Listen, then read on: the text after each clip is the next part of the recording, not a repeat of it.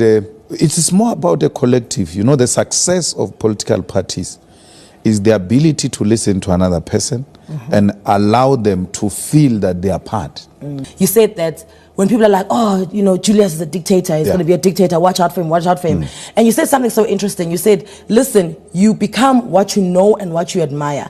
I've never known dictators. I've never admired them. So I don't see how I would ever become that. Why would I admire Winnie Mandela?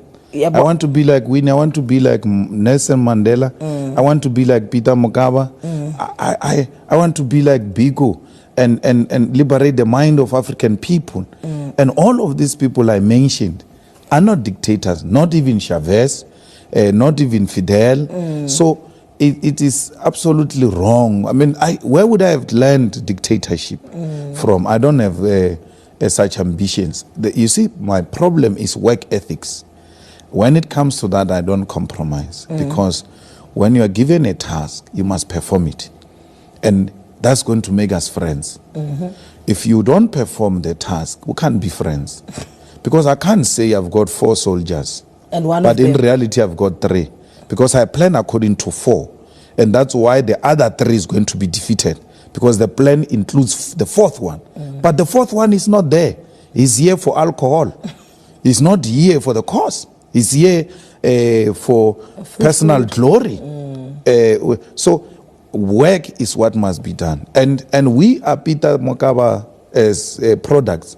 Peter from when you were in the youth league. Yes, Peter never compromised on the task. I asked Castle Matale after local government election, I said to him, Chief, why is Limpopo still voting for the ANC in their numbers?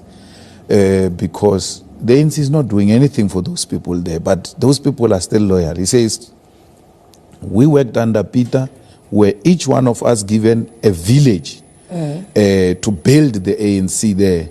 And if you don't perform that task, Peter will not only hate you, he will no longer talk to you. Must look into. Again, I was elected president of COSAS. I was very young, unopposed. What are you telling me? I was elected president of COSAS, young, unopposed. I went into the conference of the Youth League in Limpopo. They contested me, and then I won.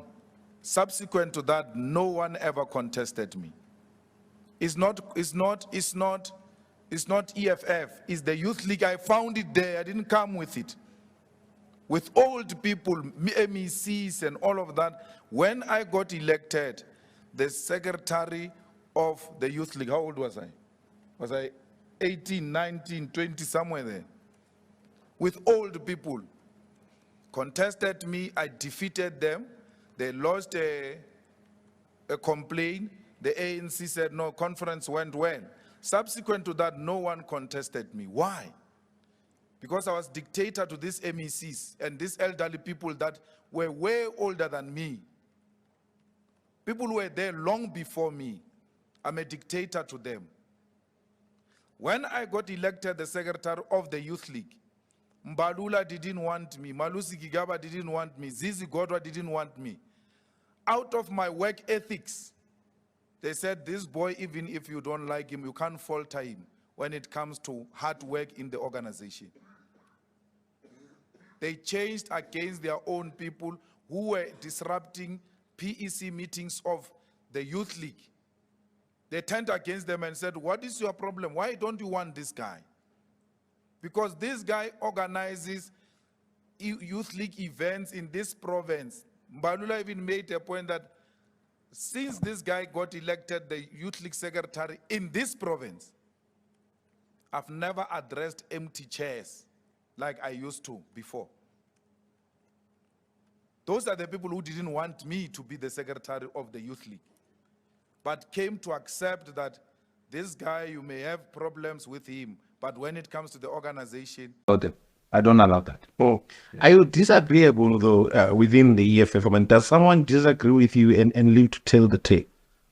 They disagree with me all the time. I just said so. They disagree with me all the time. I mean, we were disagreeing last night with the deputy president on some issues that needed to happen in Ikuruleni. And I was not involved, but when the matters were brought to my attention, and I called him, I said, but this is not how we need to go.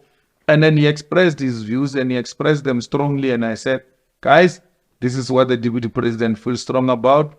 I think you need to continue with him on the basis that that is what needs to happen. Come on, man.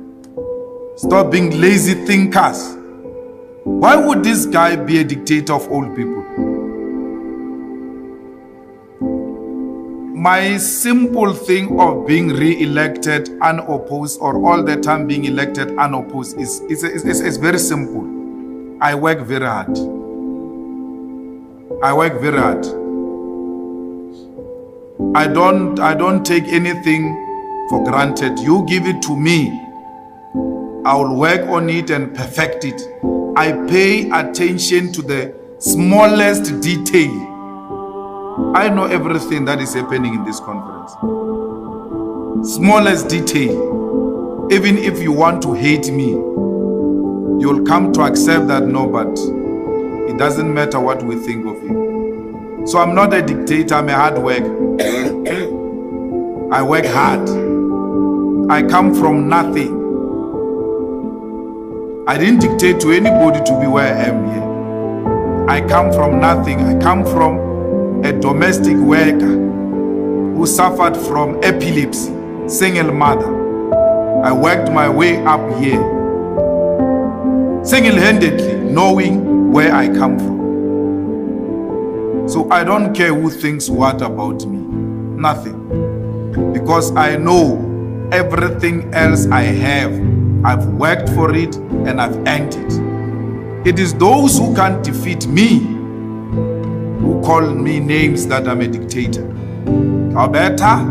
When it comes to conference, how better? If I win against Floyd, he will never be my enemy. Because remember, Dalimpofu had intentions of contesting Floyd and could not get a threshold in the previous conference. But he's still our friend. He's still a comrade of ours. This morning, while he was in my house, we drove together to Zweleka Mandela's funeral. May his soul rest in peace. And I left him there because the funeral was still continuous, and I've got an interview to rush to. So we're comrades like that. There's nothing wrong about it. Dali and Floyd drive in the same car from here to anywhere you deploy them, the two of them. Because we have understood that contestation in the EFF does not mean enmity.